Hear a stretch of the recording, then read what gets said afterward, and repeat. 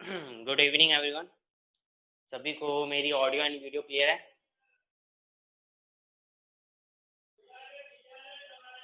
Audio and video clear है सभी को मेरी? ओके। तो लास्ट क्लास में हमने torque on a rectangular coil के ऊपर डेरिवेशन करी थी, और एक होमवर्क मैंने दिया था पैरेलल करंट कैरिंग कंडक्टर का। दो ही बच्चों का होमवर्क आया, मनीष एंड सोनिया का, बाकी किसी का होमवर्क नहीं आया। क्यों भाई, क्या दिक्कत है? टाइम पास करने आ रहे हो? दिव्यांशु, आशीष, निशु, सोनिया रावत। हाँ जी। रिप्लाई क्यों नहीं, होमवर्क क्यों नहीं आ रहा है? सोनम,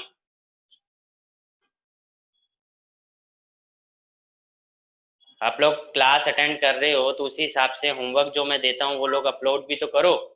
2 दिन आपके पास था, आराम से छोटा सा एक होमवर्क था, डेराइव करके अपलोड करना था। क्यों भाई समीर, क्या दिक्कत हो गई? होमवर्क अपलोड क्यों नहीं हुआ?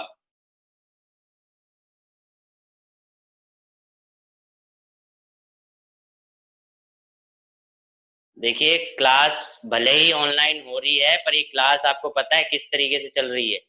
जैसे इंस्टीट्यूट में चलती थी उसी हिसाब से चल रही है क्लास। तो जिस हिसाब से इंस्टीट्यूट में होमवर्क मिलता था और आप लोग कंप्लीट करते थे, उसी हिसाब से करिए यहाँ पे भी। इसीलिए मैंने गूगल क्लासरूम बनाया है कि आपको चेक कर सकूं कि आप लोग रेगुलरली प्रैक्टिस कर रहे हैं नहीं कर रहे हैं, जो होमवर्क मैं दे रहा हूँ अपलोड कर रहे हैं नहीं कर रहे हैं। इसलिए गूगल क्लासरूम बनाया है, वो टाइम पास के लिए नहीं बनाया है गूगल क्लास। आते हो, क्लास अटेंड करते हो और जाते हो, बस। और कुछ करना ही नहीं है। हैं? पिछले क्लासेस के कितने होमवर्क हैं? बस सोनिया मनीष का ही होमवर्क अपलोड होता है, और किसी का होता ही नहीं है।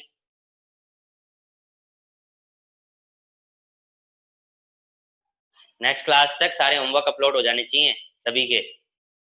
नायकी को फोन करके बात करूंगा फिर मैं घर पे, ध्यान रखना। सबके नंबर है मेरे पास।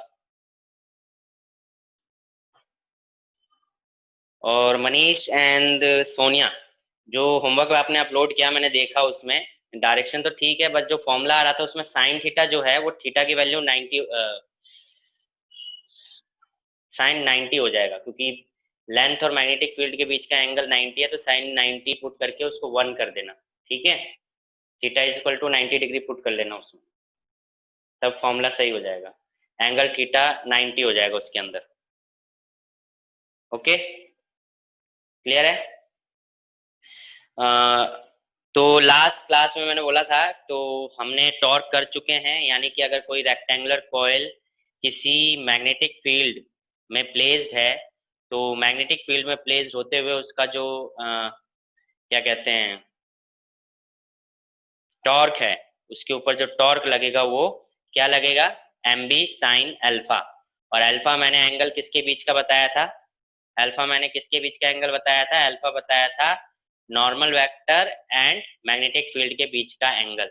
Normal vector and magnetic field के बीच का एंगल। ठीक है? समझ गए?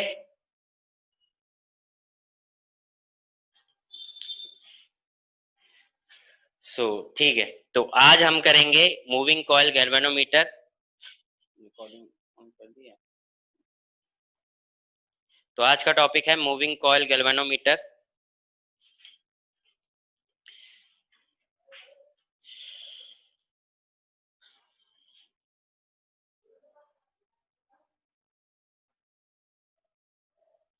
Moving coil galvanometer.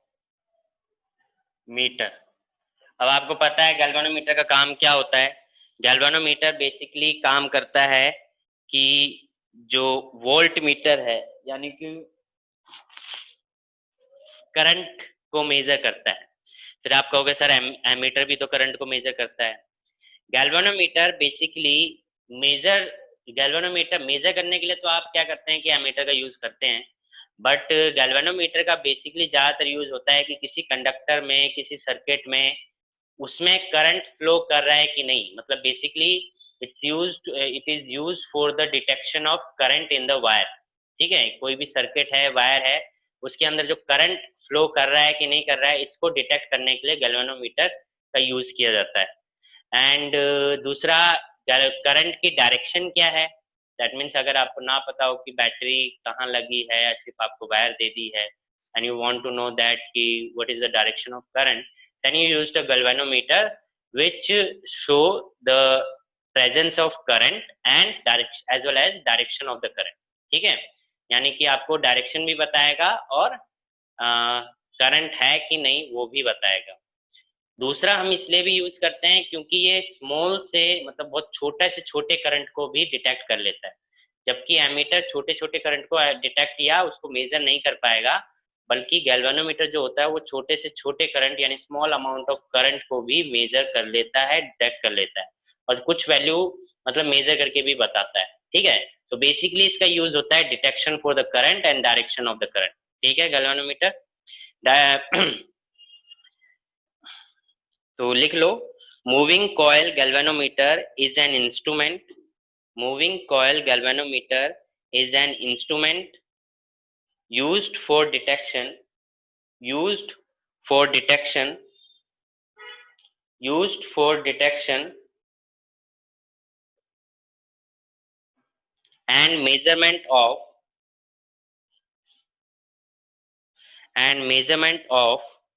small electric currents, small electric currents, small electric currents। ठीक है, देन इसका प्रिंसिपल लिखेंगे।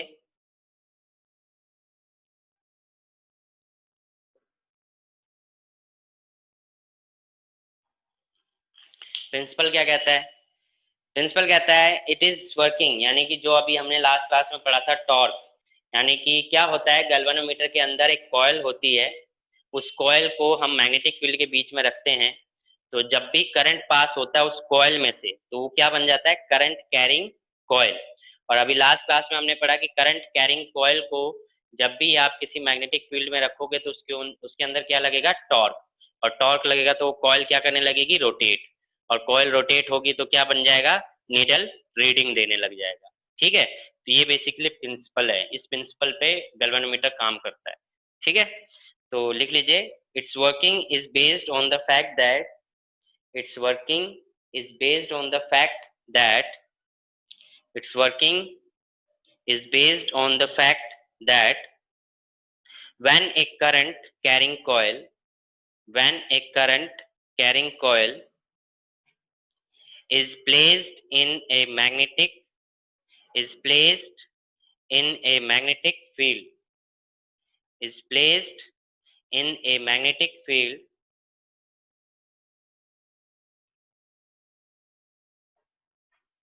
it experiences a torque, it experiences a torque, it experiences a torque। यानी कि जब भी जो कॉइल है वो मैग्नेटिक फील्ड के बीच में रखा होगा और उसमें से जब भी करंट पास होगा तो उसके अंदर क्या होगा, टॉर्क प्रोड्यूस होगा, जिसकी वजह से वो रोटेट करने लग जाएगा।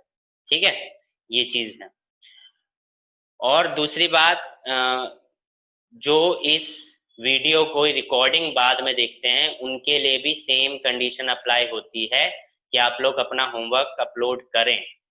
आप इस रिकॉर्डिंग को अगर देख रहे हैं दैट मीन्स आप क्लास अटेंड कर रहे हैं। ठीक है, आप रेगुलर क्लास के बच्चे ही माने जाएंगे, यानी कि अगर आप रिकॉर्डिंग देख रहे हैं तो आपकी कंडीशन अलग हो जाएगी। ठीक है, तो होमवर्क अपलोड करिए। नेक्स्ट है कंस्ट्रक्शन यानी कि डायग्राम। तो डायग्राम अलग अलग तरीके से बनाया जा सकता है। सिंपल फॉर्म में अगर डायग्राम में देखेंगे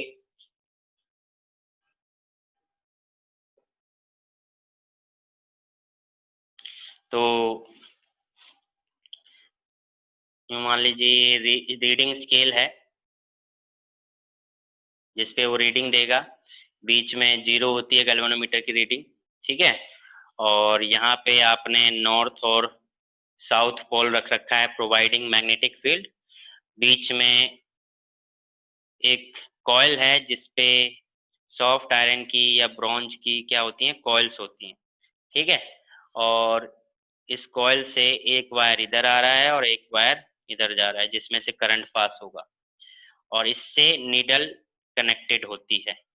इससे क्या कनेक्टेड होती है, नीडल कनेक्टेड होती है।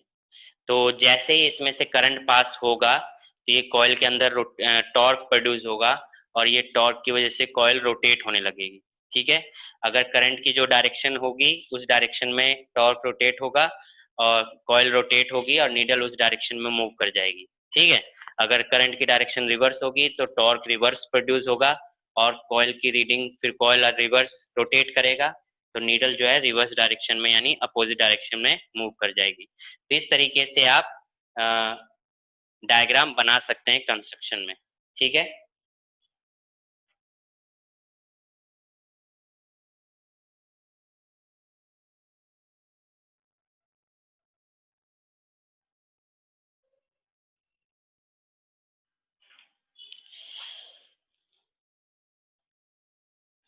इसको आप बोल सकते हैं फॉस्फोरस ब्रॉन्ज की होती है, फॉस्फोरस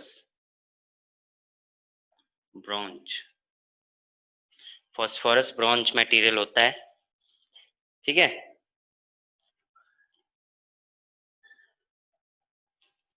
कई बार इसको फॉस्फर भी बोलते हैं, ध्यान रखें, तो फॉस्फर ही लिख लो, फॉस्फर ब्रॉन्ज मटेरियल होता है। ये हो गया construction. Now come to the theory.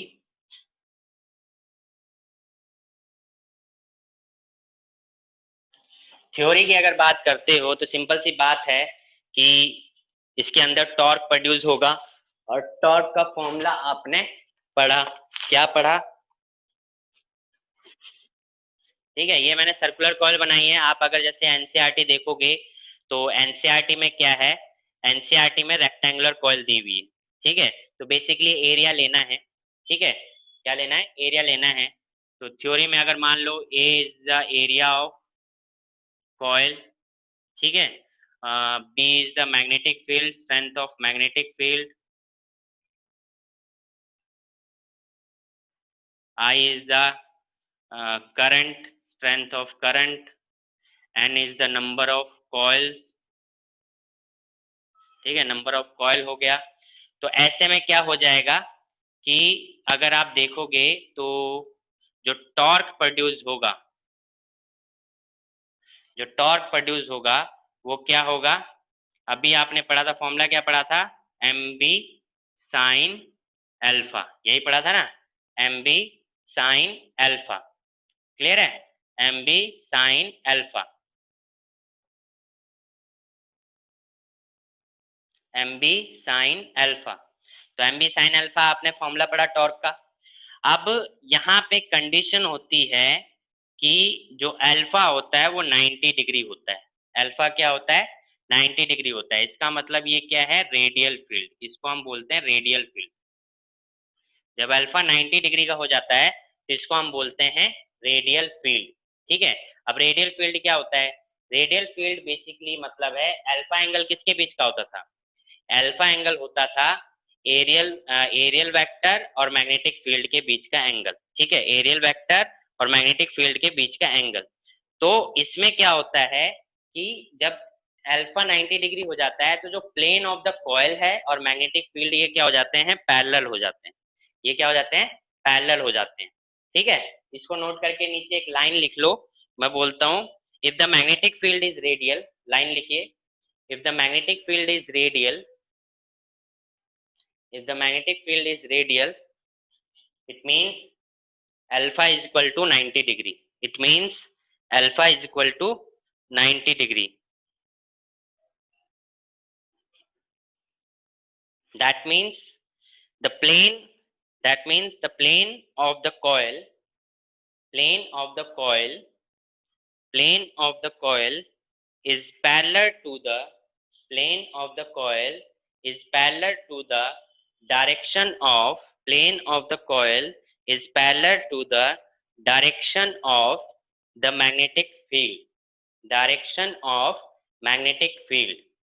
ठीक है, तो देखिए ये प्लेन ऑफ द कॉइल होगी, मतलब कॉइल की प्लेन है, और ये मैग्नेटिक फील्ड की डायरेक्शन। तो जब ये पैरेलल हो जाएंगी तो ये क्या होगा? रेडियल फील्ड कंडीशन हो जाएगा। अब इसका एरियल वेक्टर क्या होगा?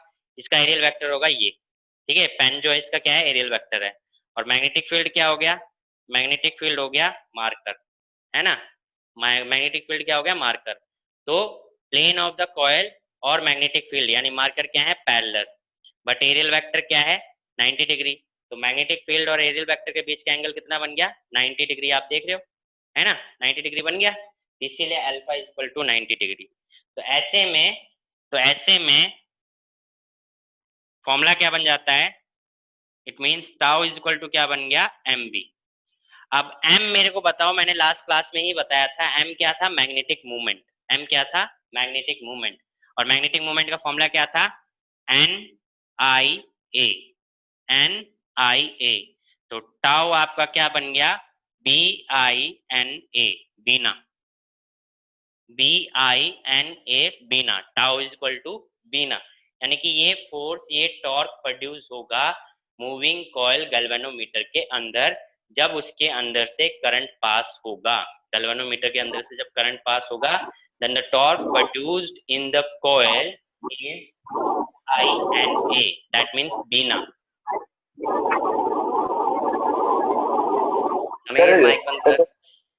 सर हाँ सर, वो जो कॉइल में जैसे दो फोर्सेस तो कैंसिल आउट हो गई थी। हाँ, वो तो अपवर्ड वाली हुई थी ना, पर दो फोर्स तो अभी भी लग रही थी, इनवर्ड और हाँ, तो आउटवर्ड, जिसकी वजह से टॉर्क प्रोड्यूस हो रहा था। हाँ, तो सर जब ये एंगल 90 डिग्री हो जाएगा तब उनका भी लाइन ऑफ एक्शन सेम हो जाएगा, तो ये भी तो कैंसिल आउट हो जाएंगे। प्लेन और मैग्नेटिक फील्ड ही है ना, ये चीज है, तो फोर्स तो लगेगा ही, फोर्स तो प्रोड्यूस ही रहेगा। हाँ तो सर, लेकिन टॉर्क का सेंस नहीं है, टॉर्क तो टोटल है, पर रोटेट क्यों कर रही है? रोटेट हो रही है क्योंकि उस पर फोर्स लग रहा है। फोर्स कौन लगा रहा है? Magnetic field. अब करंट कैरिंग कंडक्टर जब किसी मैग्नेटिक फील्ड में प्लेस्ड होता है तो उसके अंदर फोर्स कौन सा लगता है? B I L sine theta, BIL sine theta, याद है? उसकी वजह से फोर्स लग रहा था। अब वो B I L sine theta दो लग रहे हैं, और वो दोनों मिलकर बना दे रहे हैं टॉर्क, जिसकी वजह से कॉइल रोटेट हो रही है। तो वही सेंस यहाँ पे भी है, B I L sine theta दोनों कॉइल पे लगेंगे, जिसकी वजह से वो रोटेट होगी और टॉर्क होगी। बट जो स्टार्टिंग में जो कॉइल होती है, यानी कि आप मान लो इक्विलिब्रियम कंडीशन, यानी कि जब उसके अंदर कोई करंट पास नहीं हो रहा है, उस कंडीशन में रेडियल फील्ड है, मतलब उस टाइम पे कॉइल ऐसे रखा होगा। ठीक है, उस टाइम पे कॉइल ऐसे रखा होगा, पर जैसे ही करंट पास होगा तो इसकी वजह से इस पे, यानी कि जैसे मैं बताऊं इस तरीके से, ये है, इस तरीके से कॉइल रखा है, ठीक है, तो इस मैग्नेटिक फील्ड की डायरेक्शन ये हो गई। ठीक है, तो होगा क्या कि पी क्यू और आर एस पे दो फोर्स अप्लाई होंगे, एक फोर्स आउटवर्ड डायरेक्शन में होगा और एक फोर्स इनवर्ड डायरेक्शन में होगा, जिसकी वजह से कॉइल क्या करने लगेगी? रोटेट होने लगेगी। या फिर इसमें आउटवर्ड होगा या इसमें इनवर्ड होगा, जिसकी वजह से कॉइल रोटेट होने लगेगी।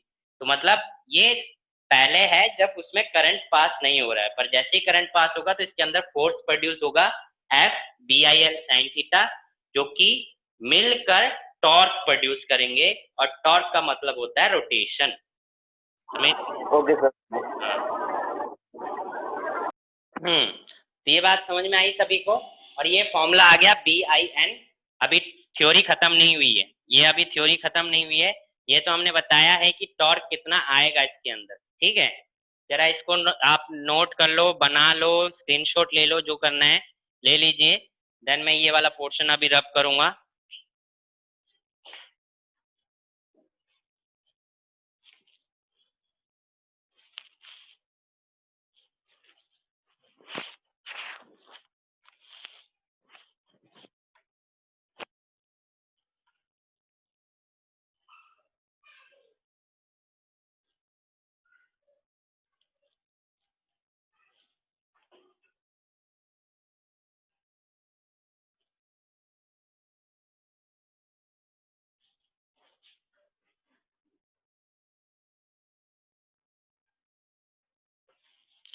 अब देखिए, इसके बाद एक लाइन लिख लेना, due to this torque, due to this torque coil rotates, coil rotates. ठीक है, और इसके बाद एक लाइन लिख लेंगे, इसके बाद आप लाइन लिख लोगे, let theta be the twist produce in the phosphorus bronze strip, let theta be the twist produced in the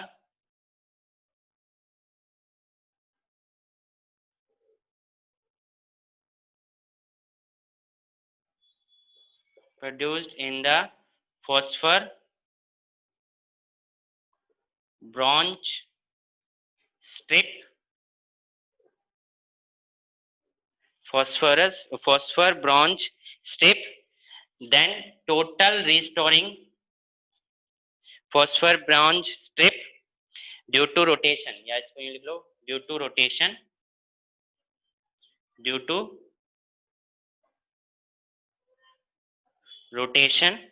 and K be the restoring torque and K be the restoring torque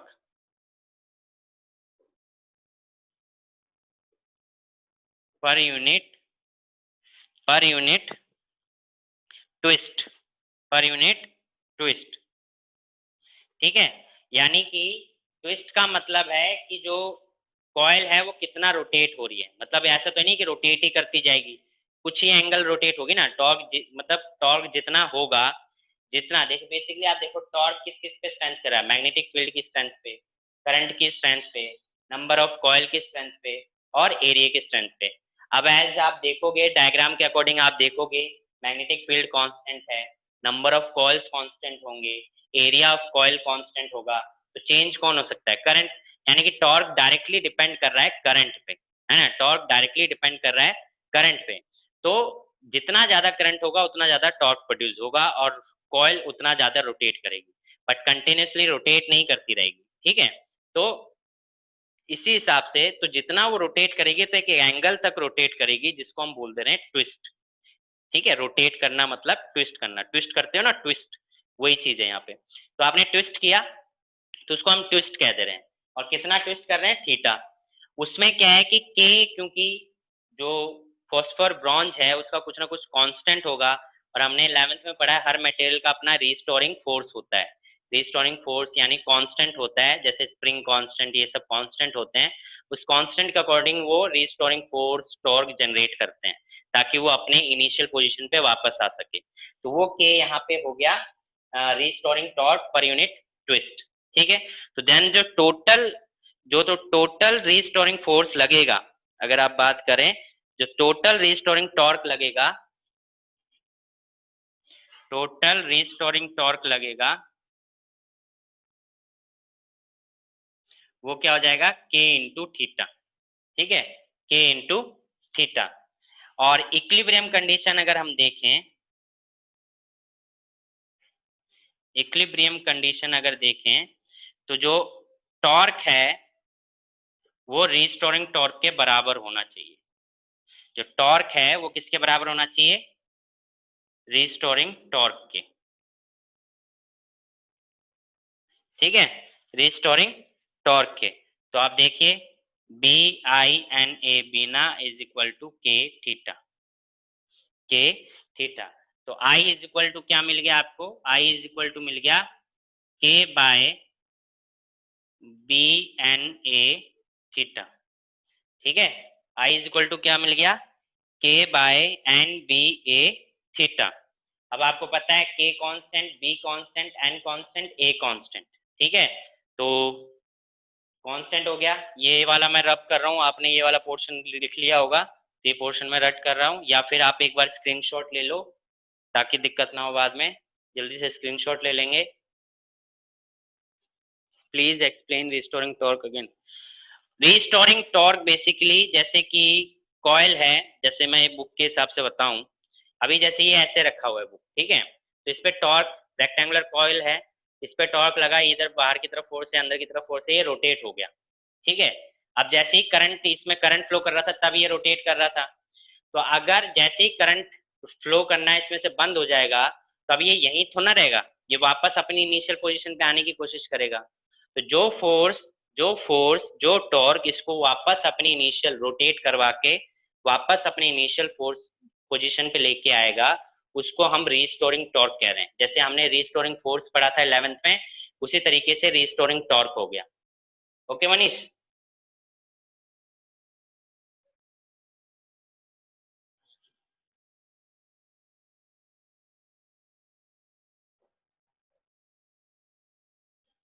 ठीक है, जल्दी से screenshot ले लीजिए।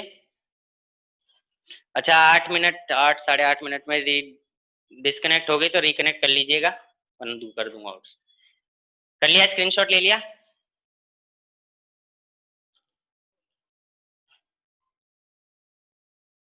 चलिए ठीक है, restoring roast.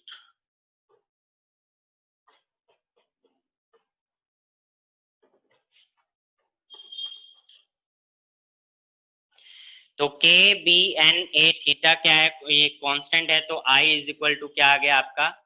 I is equal to हो गया जी थीटा, वेयर जी को हमने मान लिया के बाय एन बी ए, क्योंकि कांस्टेंट है। ठीक है, कांस्टेंट है तो इसको हमने एक अनदर कांस्टेंट जी मान लिया है।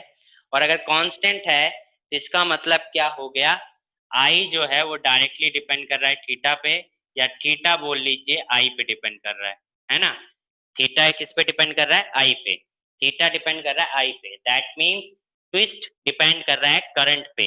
दैट मीन्स जो अमाउंट ऑफ, जितना अमाउंट ऑफ करंट उसमें से फ्लो करेगा उतना ही ज्यादा ट्विस्ट होगा। Twist in the sense rotate होगा। ठीक है, उतना ही ज्यादा टॉर्क प्रोड्यूस होगा। तो इसके बाद लास्ट में एक लाइन आप लोग लिख सकते हैं। इतना लिखने के बाद आप लोग एक लाइन लिख सकते हैं, वो लिख लीजिए। It means the deflection produced, it means the deflection produced is proportional to the current flowing through the galvanometer. It means the deflection produced, it means the deflection produced, the deflection produced is directly proportional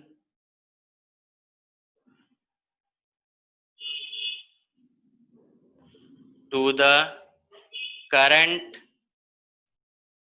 flowing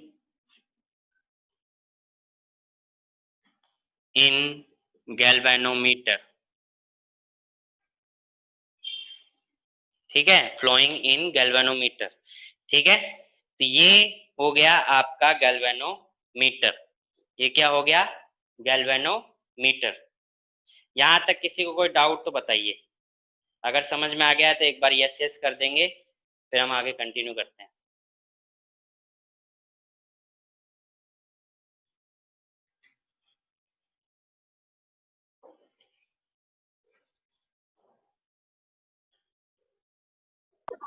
sir ये I is equal to G theta, बस हमने ये इसलिए suppose किया ना क्योंकि ये constant होगा बस यहाँ हाँ पे। कांस्टेंट होगा, हाँ कांस्टेंट है इसलिए।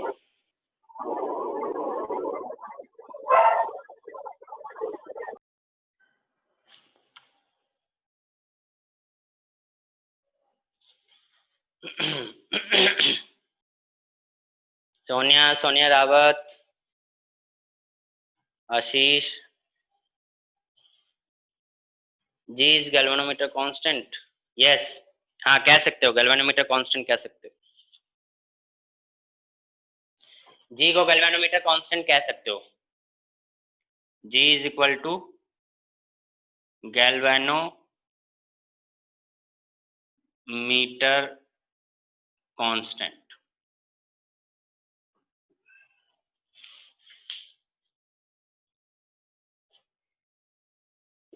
ठीक है, सोनिया रावत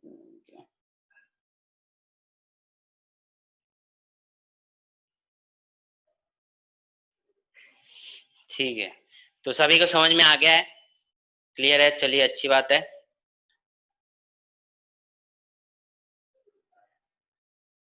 अच्छा एक अनाउंसमेंट है कि जो बच्चे अभी हैं और जो बाद में देखेंगे रिस्टोरिंग, तो 1 महीने से ऊपर हो गया है, बहुत बच्चों की फीस नहीं आई है, तो प्लीज फीस सबमिट करिए। ठीक है, और पैकेज जो इंस्टॉलमेंट है उसके हिसाब से नहीं कर पा रहे हैं तो मंथली के हिसाब से कर दो, मंथली पर 1000 के हिसाब से कर दो। ठीक है, पैकेज वही रहेगा। इंस्टीट्यूट जब ओपन होगा तो बाकी जो पेमेंट होगी वो तब देख लेंगे, बट अभी अगर जैसे कोई दिक्कत है, नहीं हो पा रहा है, इंस्टॉलमेंट एक साथ नहीं हो पा रही है, तो पर मंथली आप 1000 के हिसाब से कर दीजिए। ये आपके लिए भी है और जो इस रिकॉर्डिंग को बाद में देखेगा उनके लिए भी है, ठीक है। तो प्लीज पेमेंट कर दें, अब तो सब कुछ खुल भी गया है, ठीक है। जिन जिन की पेमेंट रह रही है वो प्लीज अपनी फीस सबमिट कर दें, ओके। तो यहाँ तक बात क्लियर है? किसी को कोई डाउट? नहीं डाउट है, चलिए आगे बढ़ते हैं। नेक्स्ट बात करते हैं सेंसिटिविटी। अब सेंसिटिविटी जो होता है बेसिकली, ये देखो गैल्वेनोमीटर बहुत इंपॉर्टेंट टॉपिक है बेसिकली, क्योंकि बड़े मार्क्स के क्वेश्चन में आता है, 5 मार्क्स, 4 मार्क्स, 3 मार्क्स, इनमें आता है। तो प्रिंसिपल, कंस्ट्रक्शन थ्योरी जो मैंने कराई है ये आपसे पूछ सकता है। तो ये कुछ क्वेश्चन जो डायरेक्ट होते हैं ये मैं आपको बताते चल रहा हूँ। दूसरा असाइनमेंट सॉल्व करते जाइए। सोनिया के ही डाउट आ रहे हैं अभी, आई गेस मनीष आप कर रहे हो, बाकी बच्चे भी वो असाइनमेंट कर लो, क्योंकि एग्जाम बोर्ड के एक पॉइंट ऑफ व्यू से वो क्वेश्चंस इंपॉर्टेंट हैं। उनको अगर आप सॉल्व कर रहे हो that means you are preparing for the board exam, that those questions are very important for the board exam purpose। तो इसीलिए उस क्वेश्चंस की प्रैक्टिस करिए, और उसमें कॉन्सेप्चुअल भी हैं एज वेल एज न्यूमेरिकल भी हैं। प्लीज प्रिपेयर और solve those questions. Divyanshu solve कर ले, मैं बता रहा हूँ तेरा कोई रिस्पॉन्स नहीं आ रहा है। क्यों भाई दिव्यांशु, होमवर्क क्यों नहीं आ रहा तेरा?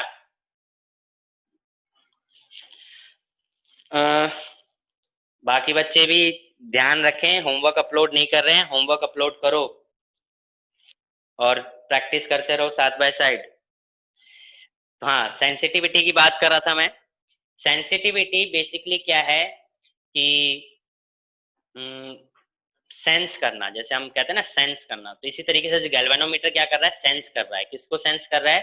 करंट को सेंस कर रहा है।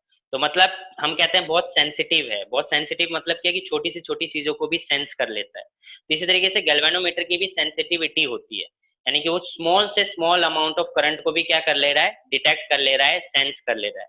तो इसको हम बोलते हैं सेंसिटिविटी, ठीक है। तो बेसिकली सेंसिटिविटी का मतलब है कि कितना इजीली वो छोटी से छोटी वैल्यू को डिटेक्ट कर रहा है।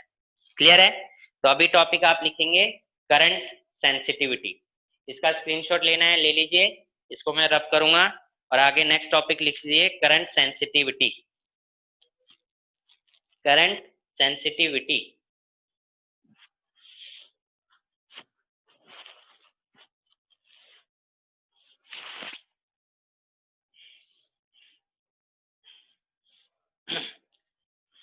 Current sensitivity. current sensitivity of a galvanometer is defined as, it is defined as, आप लोगों की क्लास डिस्कनेक्ट होने वाली है, मैं डिस्कनेक्ट कर रहा हूँ, आप लोग दोबारा ज्वाइन करो, होने ही वाली है तो कर ही रहा हूँ मैं, ठीक है। आप लोग दोबारा ज्वाइन कर लो।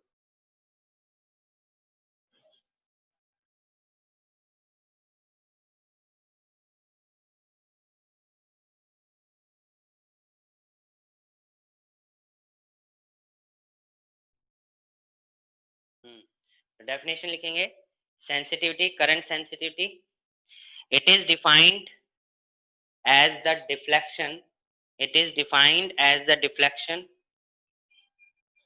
produced in the galvanometer, it is defined as the deflection produced in the galvanometer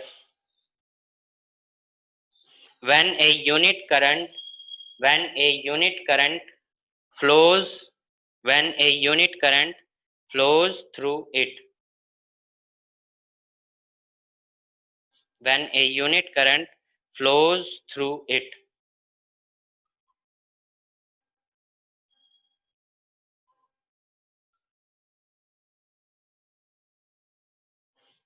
when a unit current flows through it, ठीक है।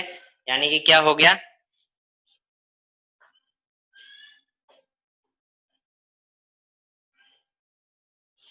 यानी कि हो गया जो करंट सेंसिटिविटी है, जो करंट सेंसिटिविटी है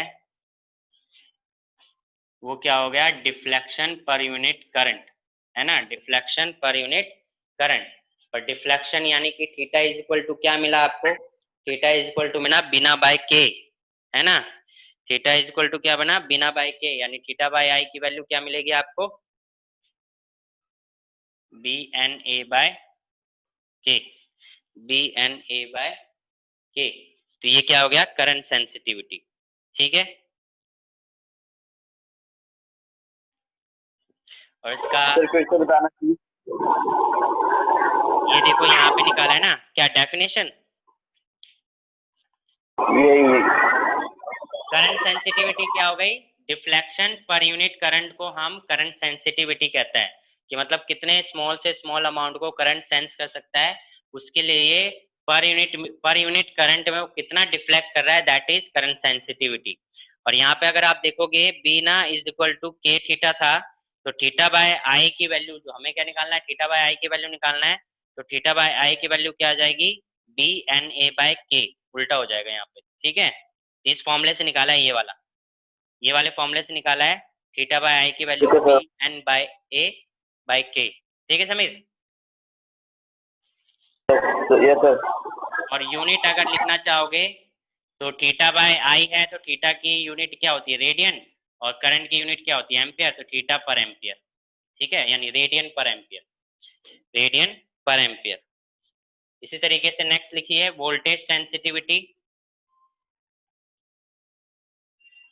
वोल्टेज सेंसिटिविटी सेम है deflection per unit volt, deflection definition same है, वही डिफ्लेक्शन, करंट की जगह पे बस पोटेंशियल आ जाएगा। It is defined as the deflection produced, it is defined as the production,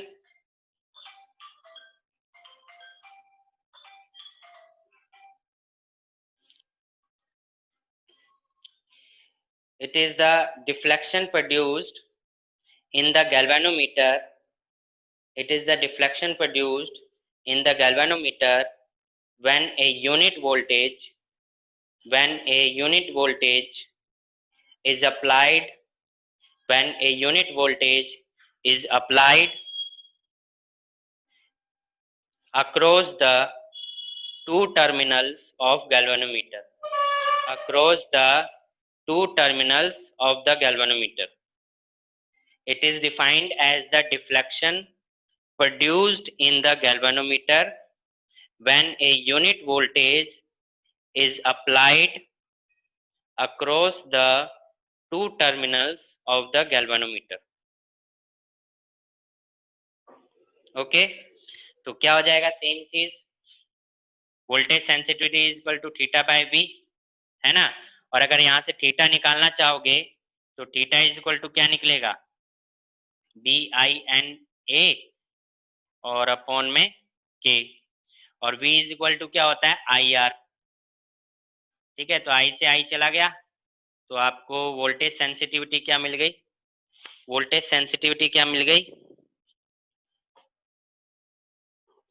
voltage sensitivity मिल गई B N A by K R, B N A by K R, ये हो गया वोल्टेज सेंसिटिविटी। और आगे करना चाहो तो बी एन ए बाय के किसके बराबर है, करंट सेंसिटिविटी के, तो आप इसको इस तरीके से भी लिख सकते हो, करंट सेंसिटिविटी अपॉन में आर। तो ये दो तरीके से लिखा जा सकता है, ये भी और ये भी। ठीक है, तो ये तो बन गया फॉर्मूला, और यूनिट क्या हो जाएगी, रेडियन पर वोल्ट, यूनिट क्या हो जाएगी, यूनिट हो जाएगी रेडियन पर वोल्ट, रेडियन पर वोल्ट,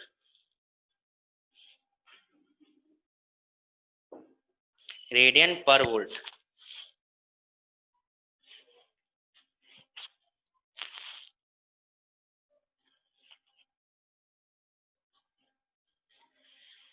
ठीक है, यहां तक किसी को कोई डाउट, अगर डाउट है तो प्लीज पूछिए, अदरवाइज एक बार यस कर दें ताकि हम आगे बढ़ सकें। Yes sir.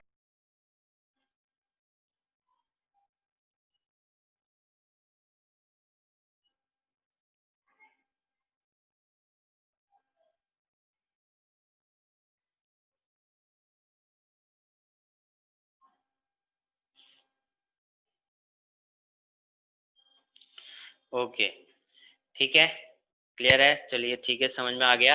नेक्स्ट, सेंसिटिविटी को कैसे इंक्रीज की जा सकती है,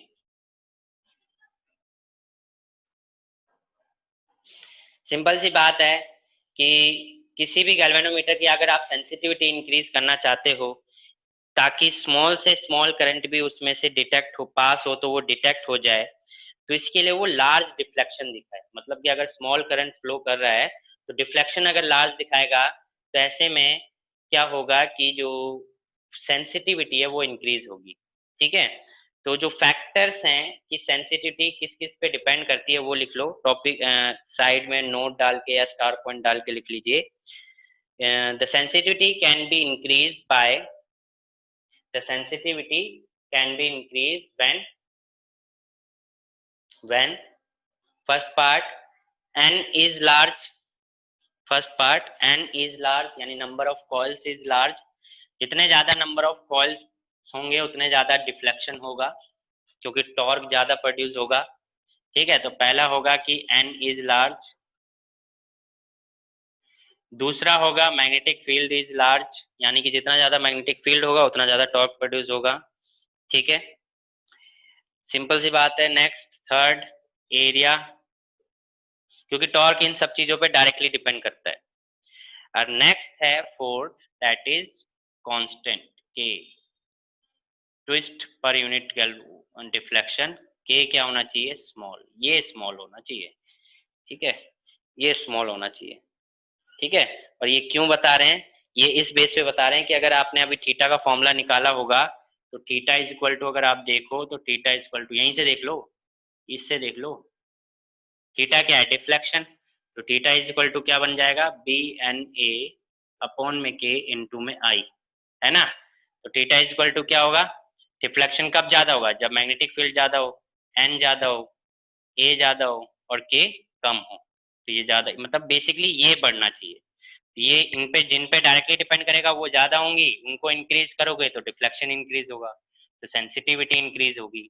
और जो नीचे है उनको डिक्रीज करोगे तो ये इंक्रीज होगा, सेंसिटिविटी इंक्रीज होगी। ठीक है, तो बेसिकली ट्वेल्थ में जितने भी कॉन्सेप्ट आप सीख रहे हैं या कोई भी कॉन्सेप्चुअल आंसर आप बनाएंगे ट्वेल्थ में, बोर्ड में जब आंसर शीट आप लिख रहे हो, मान लीजिए कोई ऐसा क्वेश्चन आ गया जिसका आंसर समझ में नहीं आ रहा है, तो आप क्या कर रहे हैं? आप बेसिकली ये कर रहे हैं कि उसका आंसर जब आप लिख रहे हैं तो आंसर लिखते समय आप इस चीज का ध्यान रख रहे हैं कि फॉर्मूला क्या था, और उस फॉर्मूले के बेस पे आंसर बना रहे हैं।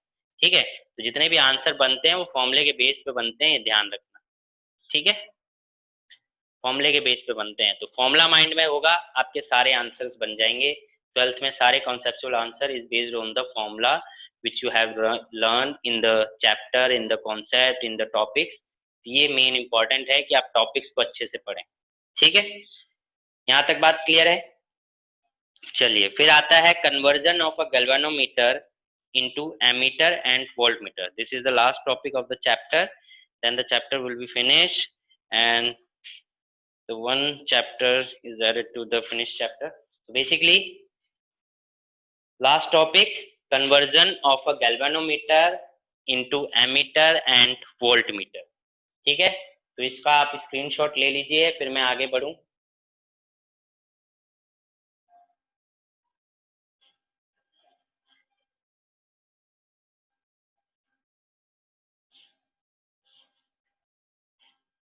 ठीक है, नहीं है किसी को डाउट?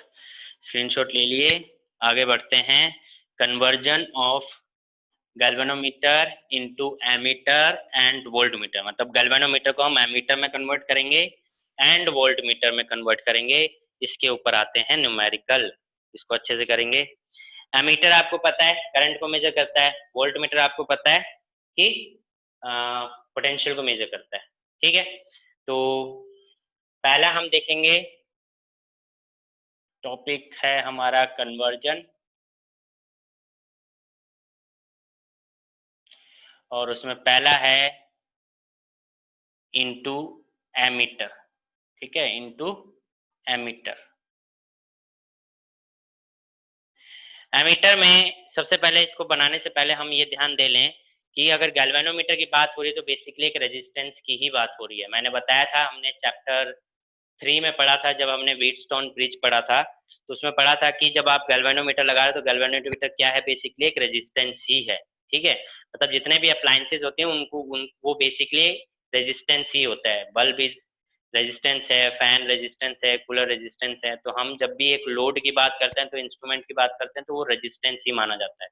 ठीक है, तो इसी तरीके से गैल्वेनोमीटर भी रेजिस्टेंस होगा, एमीटर के अंदर भी रेजिस्टेंस है, और वोल्ट मीटर के अंदर भी रेजिस्टेंस है। क्लियर है? तो गैल्वेनोमीटर को जब आप एमीटर में कन्वर्ट करते हैं, तो आपको एक चीज, मतलब एक डिवाइस या एक चीज को आपको ऐड करना पड़ता है, दैट इज शंट। ठीक है, क्या है वो? Shunt, SHUNT, shunt. Shunt basically resistance ही है, कुछ अलग नहीं है। जो रेजिस्टेंस आप पढ़ते आ रहे हैं वही रेजिस्टेंस ही है। बस जब आप स्मॉल अमाउंट में रेजिस्टेंस को किसी के पैरेलल कनेक्ट कर रहे हैं, तो बेसिकली वो क्या है? शंट है। ठीक है, जब भी हम गैल्वेनोमीटर के पैरेलल में रेजिस्टेंस को कनेक्ट करते हैं, और वो रेजिस्टेंस क्या है? लो अमाउंट यानी स्मॉल अमाउंट है। जब भी small amount is connected to the galvanometer in the parallel connection, then that resistance is known as shunt। ठीक है, उस रेजिस्टेंस को हम शंट कहते हैं। क्लियर है बात? तो शंट को रेजिस्टेंस क्या? तो आपका ये हो गया गैल्वेनोमीटर, ठीक है, और ये है, और इसके पैरेलल में आपने लगा दिया शंट। क्या लगा दिया? शंट। तो शंट लगाया, और ये आपका बन गया, ये पूरा क्या बन जाएगा? एमीटर। ये क्या बन जाएगा? पूरा एमीटर बन गया है। मतलब अगर आप पैरेलल में रेजिस्टेंस यानी शंट लगा देते हैं, तो galvanometer is known as ammeter. उसको हम ट्रीट करेंगे एज एमीटर। ठीक है, क्लियर है बात? देखिए आगे, एमीटर की तरह कनेक्ट करेंगे। अब बात करते हैं इसके इक्वेशन क्या बनेगी। तो मान लीजिए करंट आई जा रहा है, तो इसमें अगर IG जाएगा, तो इसमें क्या फ्लो करेगा? I। ठीक है, इसमें क्या फ्लो करेगा? I, और इसमें क्या करेगा? IG, और दोनों आगे आके वापस I बन जाएगा। ठीक है, इतनी बात क्लियर है? शंट S भी रेजिस्टेंस है और गैल्वेनोमीटर G भी रेजिस्टेंस है, और दोनों पैरेलल में है। तो पैरेलल में क्या होता है? पैरेलल में पोटेंशियल सेम होता है। पैरेलल में पोटेंशियल सेम होता है। अच्छा सॉरी, इधर I है तो इधर I माइनस IG जाएगा, ये ध्यान रखो। I माइनस IG, क्योंकि इसके अंदर IG जा रहा है, तो इधर I माइनस IG जाएगा। ठीक है, तो अब क्या है? पैरेलल में पोटेंशियल सेम होता है, सो हम देखेंगे I minus IG into S is equal to IGG। ठीक है, IGG, क्योंकि current into resistance is potential, current into resistance is potential, दोनों इक्वल होंगे। तो S की वैल्यू क्या आ जाएगी? IG अपॉन में I माइनस IG इंटू में G। तो ये इक्वेशन, ये फॉर्मूला आपका यूज होता है न्यूमेरिकल के लिए। क्लियर है बात यहाँ तक? किसी को कोई डाउट?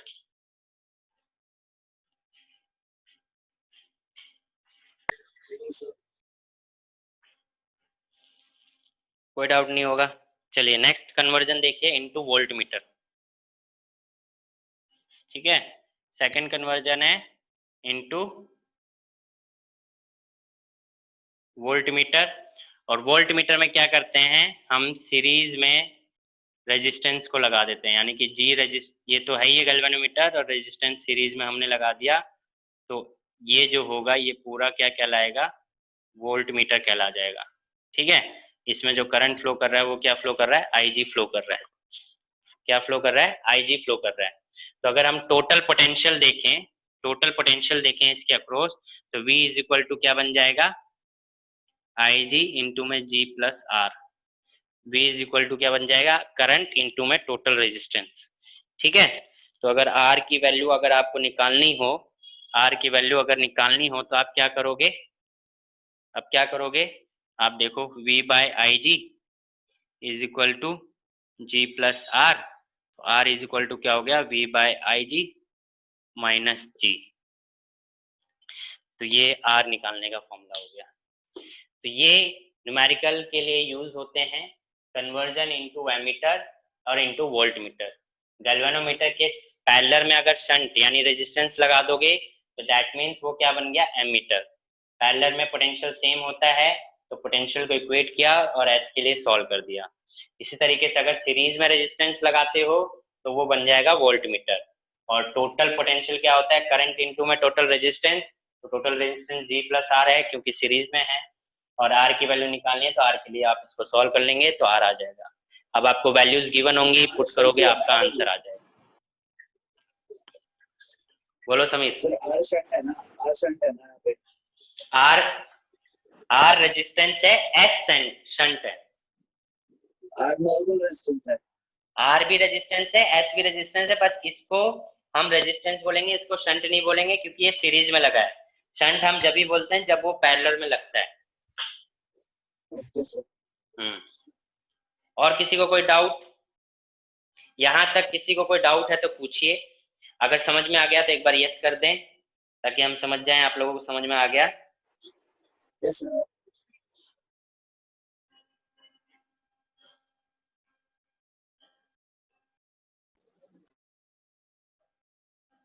ठीक है, तो सबको समझ में आ गया है। इसी के साथ ही चैप्टर फिनिश। चैप्टर में अब कुछ ऐसा बचा नहीं है, बट फिर भी अगर आपको लगता है कि कोई टॉपिक छूट गया है, कोई रह गया है टॉपिक समझाना, या कोई टॉपिक दोबारा समझना है, तो नेक्स्ट क्लास में मैं इसके न्यूमेरिकल स्टार्ट करवाऊंगा, इस चैप्टर के इम्पोर्टेंट न्यूमेरिकल्स। तो क्वेश्चंस, एनसीईआरटी के क्वेश्चंस, तो वो आप लोग करेंगे हम लोग, और जो डाउट में होंगे वो टॉपिक आप नेक्स्ट क्लास में ले आएंगे, हम उसको भी सॉल्व करेंगे। तो आज के लिए जो होमवर्क है एनसीईआरटी का वो लिख लीजिए।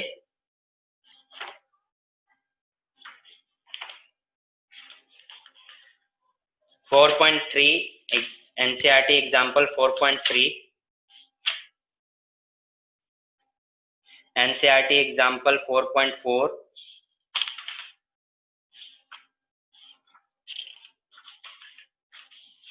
4.5 मैंने समझा दिया था, 4.7 एनसीईआरटी एग्जाम्पल 4.7 एंड 4.6। मतलब ऑलमोस्ट सारे एग्जाम्पल्स आप कर लेंगे क्योंकि चैप्टर फिनिश हो गया है, तो सभी एग्जाम्पल्स आप कर लेंगे एक बार। और फिर कोई दिक्कत आती तो बताइएगा, या व्हाट्सएप पे बता देंगे, कैसे भी जैसे भी हो, ठीक है। 4.11 का डी पार्ट मत करना क्योंकि डी पार्ट थोड़ा 11 से रिलेटेड है, तो शायद आपको समझ में ना आए। अगर आ जाता है तो बढ़िया बात है, पर डी पार्ट करने की जरूरत नहीं है, आप सिर्फ सी पार्ट तक कर सकते हैं। 4.11 एग्जाम्पल।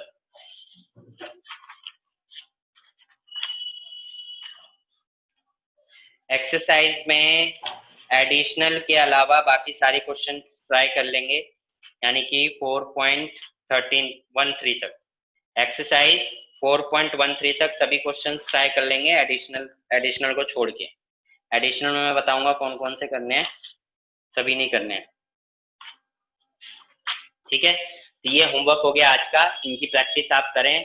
जो डाउट है, व्हाट इज ड्रिफ्ट वेलोसिटी होती है जब इलेक्ट्रॉन एक पोटेंशियल, एक टर्मिनल से दूसरे टर्मिनल तक ड्रिफ्ट किया जाता है। मतलब क्या है कि अगर जैसे ये मार्कर वायर समझ लो, इस वायर के अंदर क्या है कि इलेक्ट्रॉन रैंडमली मूव कर रहे हैं, बट अब अभी इसके अंदर कोई करंट फ्लो नहीं कर रहा। अब करंट फ्लो क्यों करता है? क्योंकि पोटेंशियल डिफरेंस क्रिएट होता है।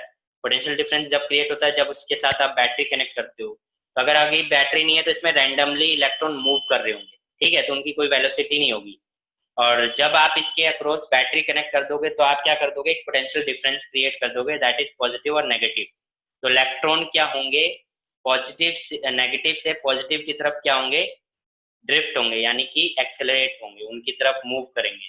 तो जब मूव करेंगे तो सभी के सभी इलेक्ट्रॉन मूव करेंगे, तो उन सभी इलेक्ट्रॉन्स की जब आप एवरेज निकाल लोगे, जब वहां पे इलेक्ट्रिक फील्ड प्रेजेंट है, पोटेंशियल प्रेजेंट है, उस टाइम पे जब इलेक्ट्रॉन पॉजिटिव से नेगेटिव से पॉजिटिव की तरफ जा रहा है, तब उस टाइम पे उसकी जो एवरेज, सभी इलेक्ट्रॉन्स की एवरेज वेलोसिटी निकालोगे, उस एवरेज वेलोसिटी को ड्रिफ्ट वेलोसिटी कहते हैं। क्लियर मनीष?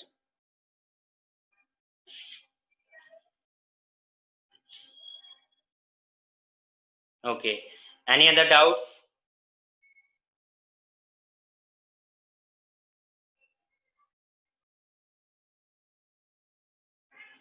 नो। चलिए तो फिर मिलते हैं नेक्स्ट क्लास में। एंड यस, अच्छे से प्रिपेयर करिए, होमवर्क अच्छे से अपलोड कर दीजिए करिए, ठीक है। चलिए मिलते हैं नेक्स्ट क्लास में, टिल देन बाय बाय।